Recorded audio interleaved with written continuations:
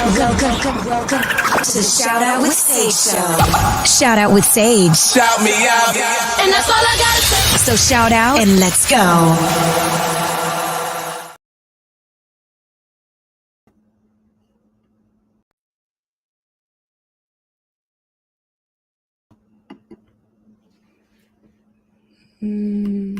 My mic's not on. I can hear you. Can you hear me? Yeah, I can.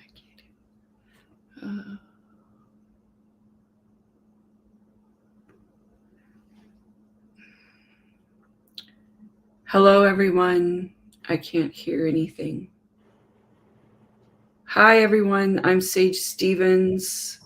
Welcome to the show. I don't know if anyone can hear me, so we're having a bit of a technical issue.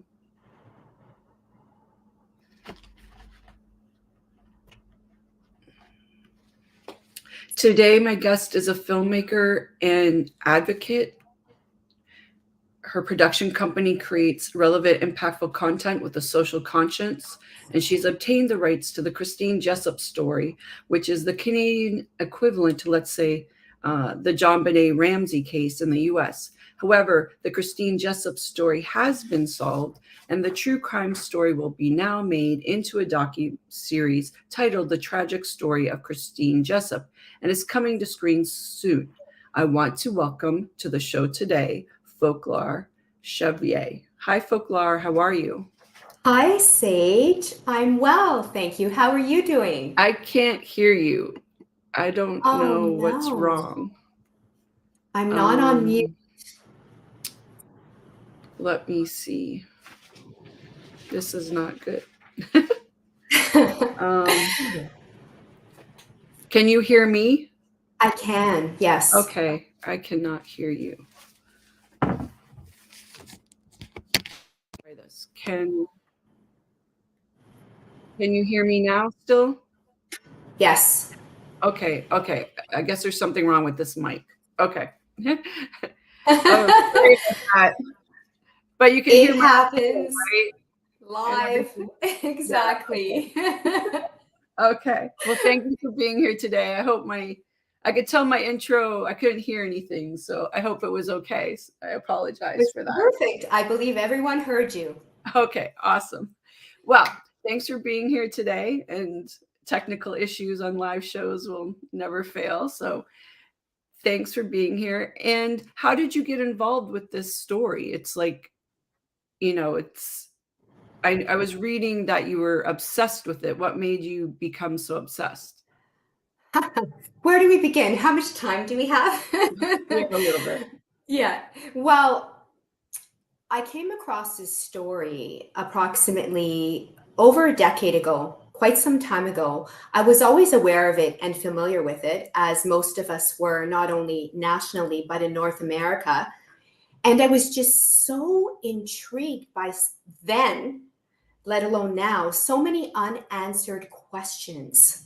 I just couldn't believe that it actually happened to begin with, and that it was, at the time, a 20-year-old cold case, then a 30-year-old cold case, and then when I acquired the life rights, a 36-year-old cold case. It was just unlike anything I have ever heard or read before.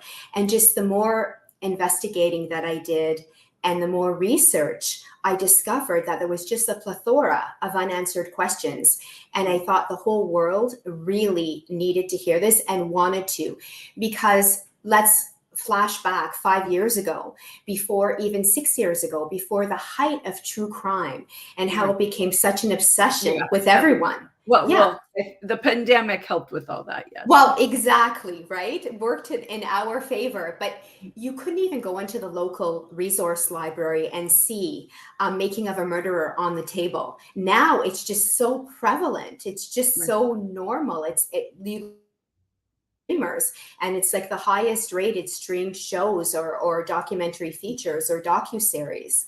I just couldn't believe that it's never been told in its authenticity before. We've all heard the Guy Paul Morin false conviction and then exoneration a million times, but we've never heard the Janet and Kenneth Jessup story. So this is the very first time that their story will be told. So it's currently untold. How did you obtain the life rights? I know that can be a bit of an arduous thing. I've worked with a lot of filmmakers that have, gone down that path. How did that happen for you? Oh, well, it wasn't easy because I'm an independent producer and everybody wanted this story. And I'm just so grateful that the Jessups entrusted me to tell their story with integrity and authenticity. I just was persistent and I just ingratiated myself with the family, and I would gather they'd be the best people to ask. But from what I gather, they just entrusted me and felt that I could do the story a service. And that was very important to them. Right. That you would Very important. be authentic and give it their voice and everything. Yes, definitely, 100%, because it's about them. It's about what happened to Christine on that fateful day. And it seemed to me, even in the beginning, back to your initial question 10 years ago, over a decade ago, that her memory was just swept under a rug. And no one has any idea. They think they know when they Google, but they have no idea just exactly what the Jessup family went through, particularly Kenneth, who then was 14 years old, and Janet in her mid-40s. It's an ordeal that is horrendous. And without revealing too much or without disparaging law enforcement, of course, I will mind my P's and Q's at this moment.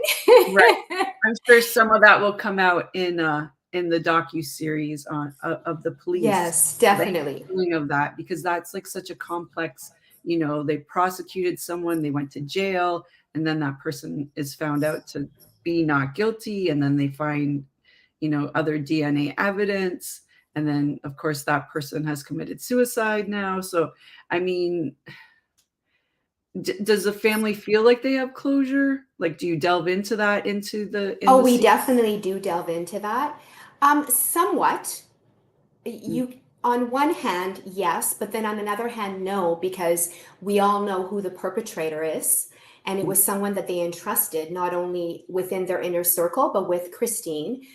And also, and more importantly, it's just astonishing that the perpetrator, who we shall not give energy to, I prefer not to, right, as I know you would, Sage, exactly. Right. Not only was he not interviewed, but he wasn't questioned. And again, we're talking about 1984, where it was a very different time, and it was very rare for these abductions to occur, and not only occur, but then a murder and the heinous way Christine, her life was taken. So definitely, it's a very unique and very complex story. And when you think you know and you think you have it figured out, you don't.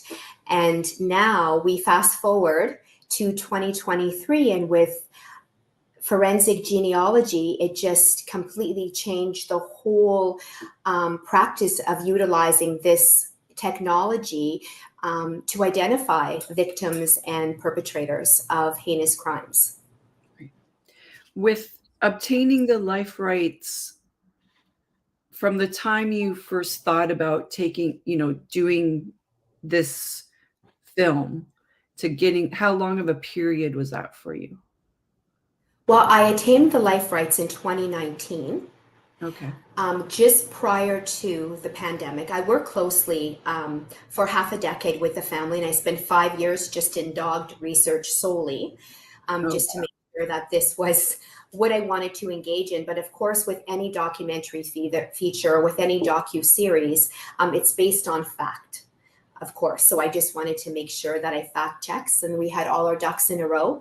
So when I acquired the life rights in 2019, lo and behold, 3 months later, the pandemic hit. And as we all know, our industry shut down for the greater part of a year and a half. Right. But during this time, miraculously, and thank God, the case was solved. So that's most important, first and foremost. Right. But it actually changed the whole trajectory of not only the story, but the project, because we now have the case solved. Whereas initially, my whole mission was to ignite a fire under law enforcement and to get the public involved as crusaders to actually reopen this cold case, and to actually help solve it, which I truly believe they would have as well if it wasn't for forensic genealogy. So, and I often hear, well, that's the nature of the business. And yes, it is, most definitely. But any obstacle that absolutely could transpire actually happened. So whatever you think and you can conceive what could happen, it did. So, but you just keep on moving forward. And right.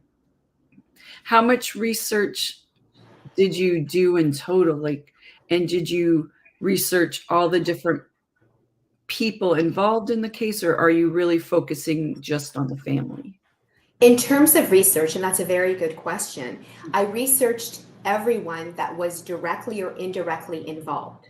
So I knocked on all the doors in the quaint town, and I basically interviewed anyone that was directly connected to the Jessup family or remotely connected to the Jessup family. But what this actual story is about, it's about Christine and it's about Kenneth and it's about Janet. Their story is untold and it needs to be told. And we're providing a platform for them to tell their story truthfully for the very first time, unvarnished, no holds barred. So we don't have to worry about the CTRC in Canada. We don't have to worry about it being public radio or public television. So I want the public to see their true personalities, which is so important. And I want them to be able to evoke emotion and just to be their authentic selves. It's so important because for the better of 36 years, they were told what to say, how to say it, and when to say it. So it was just a rinse and repeat type of cycle. Just like on a loop constantly. So for the very first time. Why was that? Why were they told what? Like, is that coming from the police or? Coming from the police, definitely. Coming from their lawyers, coming from the media, which I completely understand because it was an unsolved case. Right. So they had to be very careful what they said and how they said it and who they said it to. So now that certainly is not the case. So while you asked whether it would be closure for them or not, that's a very interesting question, which we will reveal because it is and it isn't, and we'll leave it at that. How much writing, like since it's a docu-series, how are you putting it together? Is there going to be like recreations, reenactments, or how are you dealing with all that? Your question, Sage. Well, that's a surprise, so I can't reveal too much, but it will be non-traditional and very unique. Okay. In the similar format of an actual feature, full-length film, a feature documentary, or a docu-series, and we have yet to determine whether it's going to be a limited series or a one-off, because each aspect, and it's going to be dependent on the buyer, because both are fascinating, and ideally, I would love to do both, but it's how do you take the better of 36 years and put it into 97 minutes? Whereas a limited series gives you that opportunity to take the audience and the viewers on a journey. So they actually are on this ride with the Jessup family. And for those who are not familiar with the story, will have a complete understanding from conception to the end. But then with a feature, which I'm not going to tell you which one it is, but with a feature, it deserves that stage to be on the silver screen as well. So whichever format is best suited to tell the story, then it will take place. With your background, you're coming from like, you started as an actor, correct? Correct, yes. And so how has that helped you going behind the camera? Well, it's helped me tremendously. So not having formal education in terms of a university degree in filmmaking, I definitely studied in Toronto, in Los Angeles, of course, and in New York, but the best practice was practical and being on set. And I was always very curious. It wasn't just about being there on my call time and then running my lines and that's it. I was always fascinated by the truth of the characters, the truth of the story, just the whole process of filmmaking was so fascinating to me. The importance of people behind the camera, the importance of the writers, the importance of the carpenter, just every aspect of it.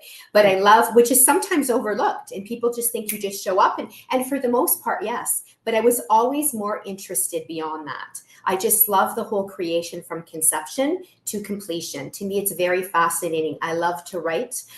I'm not a director. I've never directed before, perhaps a co-director for this particular project, but I just find looking through a lens so fascinating. It's a completely different world. So I just love every aspect of it. So essentially self-taught from being on set truthfully.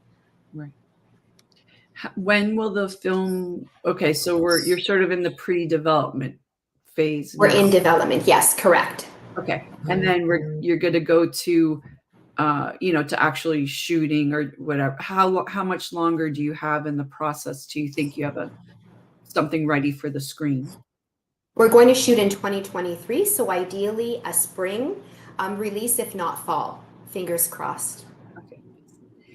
And financing all of this is always, an interesting story. How did that? Is it though? It's the money. Oh my goodness. Oh, the topic of money and the topic of financing. Oh my goodness. Well, the first rule of investing is to never use your own funds, of course. Right. But, as an actor and as I came from a different arena, a different perspective, a different angle, if you will. And I used invaluable resources to get this project off the ground. And that's not to say that I didn't incur insurmountable challenges, but I just kept on going. And in terms of finances, well, definitely from a buyer, which is fantastic, because a buyer that believes in the story, in the project, in the show, and not my own anymore.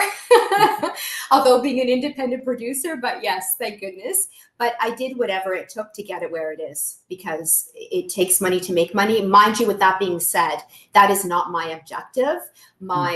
We know that that's a very difficult challenge.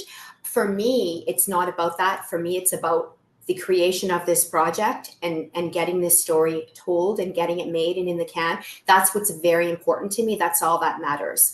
And the world seeing it on a global stage, a global platform, that's what I care about. Everything else is gravy. Right. What other obstacles have you incurred so far in developing the film or docuseries? Well, entrusting the right people and finding the right production partner. So we make decisions that we believe are the correct ones at the time or the right ones at the time. And then they turn out not to be, which is fine. That's life. You just keep on going. And it's not about starting over. It's just about moving on in a different direction, in a better direction, and a better reflection of what the show is about and who I'm about and who I believe and what I really see for this project and for the Jessups, more importantly. There's challenges of perhaps trusting the wrong people or putting your fate in someone else or something else. But I believe there are no mistakes in life, and I truly mean that, because they're all experiences. They're only mistakes, Sage, because it didn't work out the way that we wanted to. Had it worked out, it wouldn't have been a mistake. It would have been an experience. So I just try to remain positive because we have to. I mean, what I've overcome is insurmountable, and I believe, and rightfully so, some other people may have folded a long time ago, but that's not an option for me. That's not an option for this project. So we just keep on moving forward, whether it's a baby step or it's a leap, as long as we're going in the right direction. You mentioned that you had a buyer. Can you explain a little bit how that works and what that actually means? I wish I could, but I can't. But what I will say, I love how you phrase it and you ask the question. So what I will say is that there's a lot of interest in this story, particularly from the American market and the international market.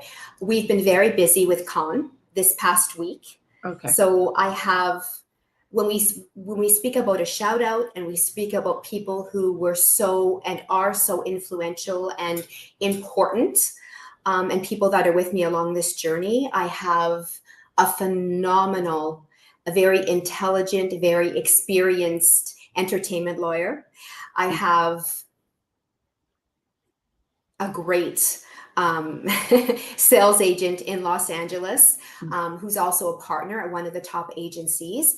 And then there's myself, and we collectively, and I have to say that I have a phenomenal publicist as well. So we all work together, and we all work different angles and try our best to work as a team and to work independently as well, which is very new for me because I've always gone it alone. Aside from my entertainment lawyer, he's my ride or die. He's been with me through thick and thin. But aside from Joe, I've always just, it's always just been me. Like when we say team, it's me essentially. Of course, with my beautiful family and my handful of trusted friends that have given me encouragement and who've had my back the whole way. And to me, that's who my team is. So maybe not a professional team per se, but definitely an emotional team and a rewarding team. And that's so important. But in terms of a buyer, it could be. So you're at Cannes looking for a buyer, or talking to people. Pitching the project. Yes, definitely. Okay. This is what I always like to ask a few technical things about the process. Oh, for sure. And the public's not really familiar with a buyer because it's such a loose term. A buyer for your car, a buyer for your house.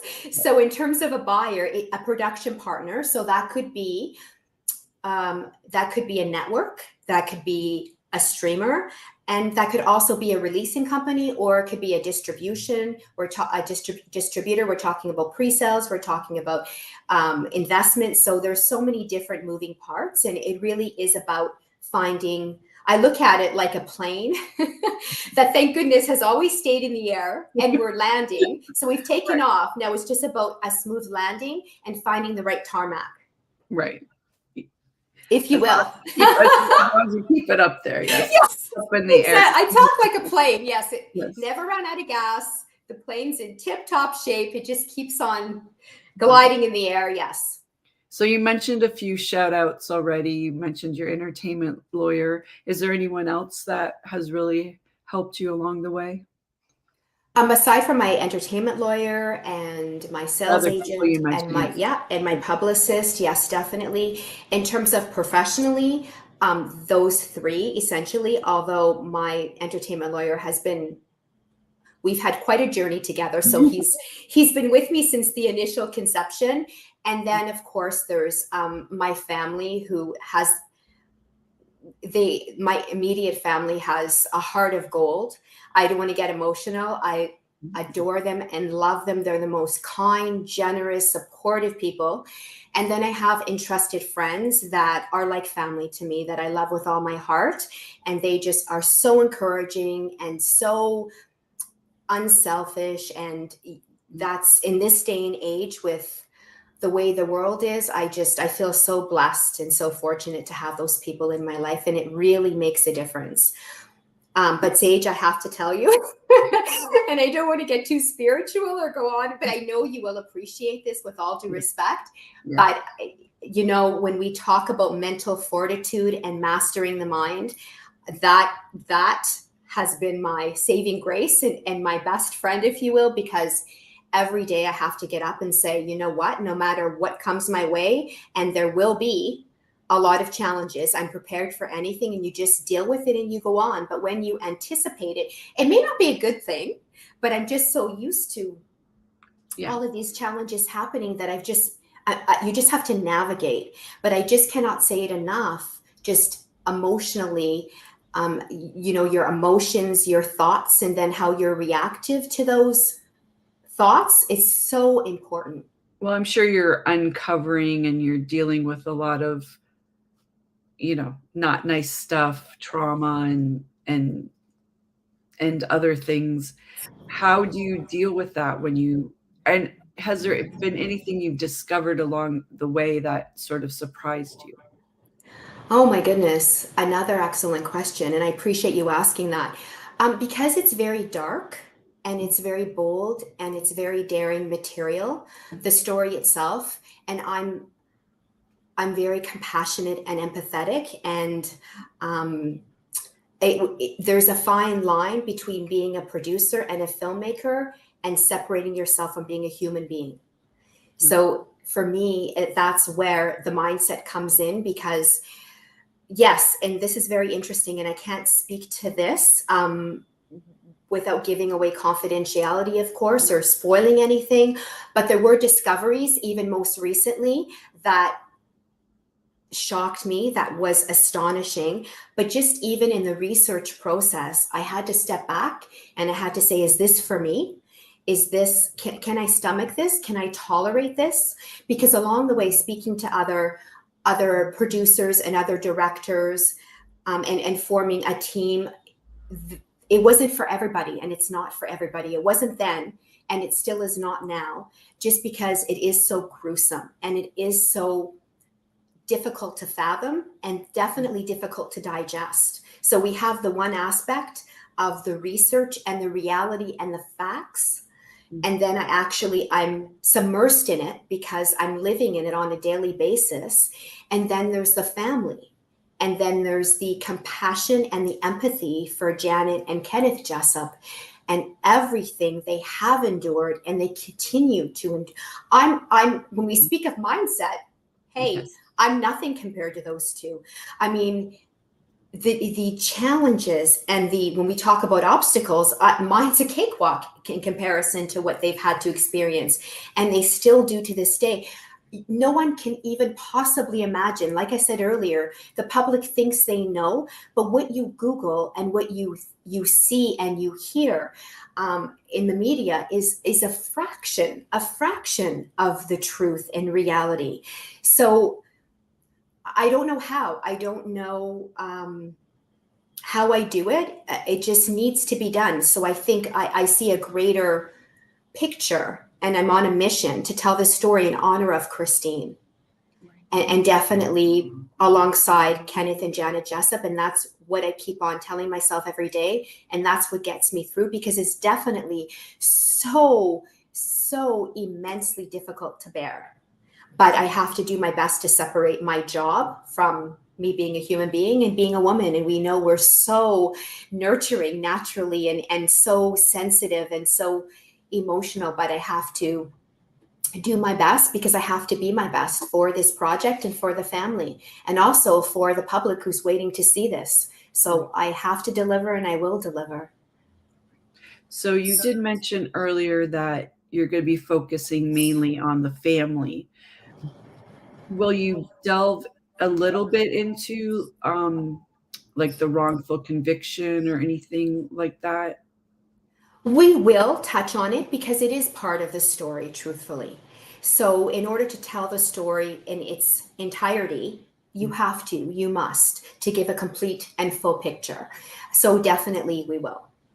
Yeah, I just, that's also, I mean, this story is just so fascinating because you have, it was a cold case and then a wrongful conviction, and then the other person that did it committed suicide. I mean, it's just got so many elements. I mean, it's a lot to take in. It certainly is a lot to take in. And again, that's where we talk about that the public only knows what the media releases, of course, unless you know the families or the people involved personally, whatever they disclose to you on a confidential level, which they're not disclosing anything, of course.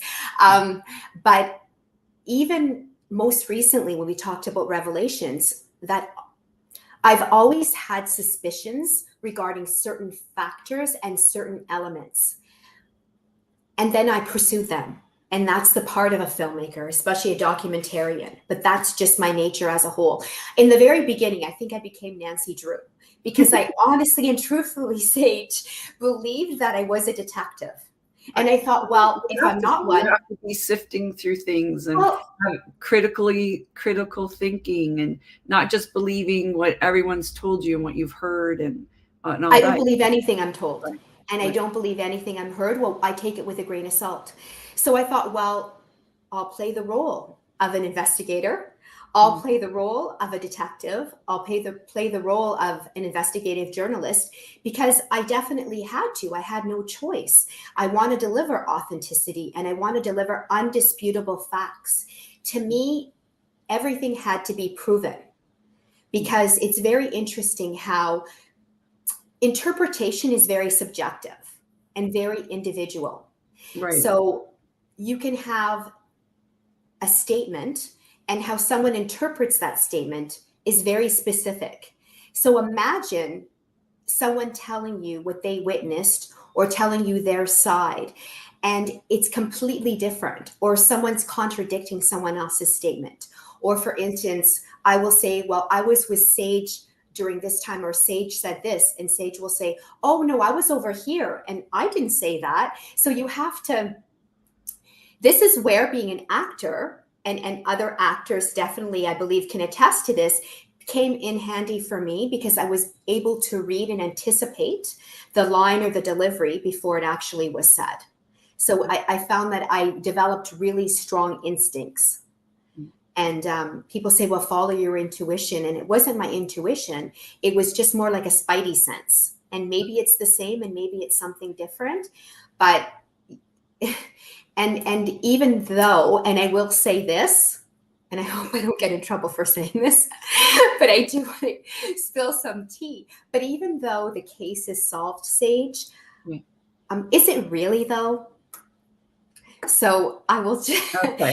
I will just leave it at that. Right. So there's getting back to the unanswered questions. So there's a lot of gray area, and it still is an ongoing investigation, which is very interesting.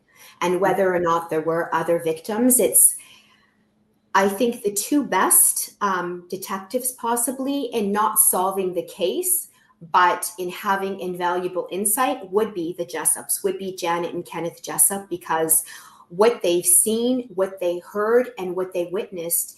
And now you fast forward decades later, and in hindsight, looking back, a lot of the pieces now make sense. They may not have then, possibly under duress, or perhaps lack of knowledge or experience. Of course, this is not something any human being on the face of this earth ever wants to face, let alone experience. I don't even want to hear about anything again, although it will be our, I guess, our mandate going forward, and the stories that we discover and try to attain the life rights to tell, because it's very important. And hopefully it can help other victims and other families as well, in some capacity, in some way, which I believe it will. I hope it will. Yeah, have some healing power. Oh, most definitely, yes. When you're interviewing people or hearing stories, or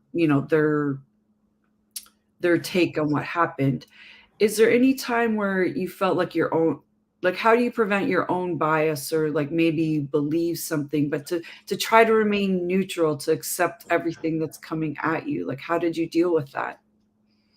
The poker face. Played a lot of cards in practice, not to reveal my hand. That was very challenging, because particularly when you're in a room and you're talking to a subject and a subject being an individual that may have committed something that is against our belief, or illegal, or morally wrong, and not passing judgment. I just really had to be as stoic as possible.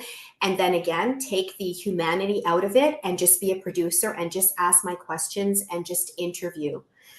It was very challenging, but I looked at it as there was a set of 50 people behind me, like a crew of 50 people behind me, and not saying that it wasn't authentic, because that doesn't work. When you're interviewing somebody, you want to be authentic. You want to be truthful. You want to have a conversation. You want to have the capacity and the ability to allow someone to open up to you if you're lucky enough. Right. But with that being said as well, I had to remember the biggest takeaway for me was not to pass judgment. And I think organically, instantaneously, we as individuals, we form judgment. Not that we want to, but you see something, you hear something, you automatically have a you're just thought. Yeah. And all not the to say, information in and just yes, making decisions. that's right. Yeah. Exactly. And not to say that it's bad or not to say that it's good. It just happens naturally, not to say that it's right either. So I learned a lot, and I've definitely evolved in the process, because that was very challenging, but it was instrumental not to pass judgment and to not become emotionally involved or connected to the point where I couldn't do my job and do it excellently. It's very important. So how did I do it?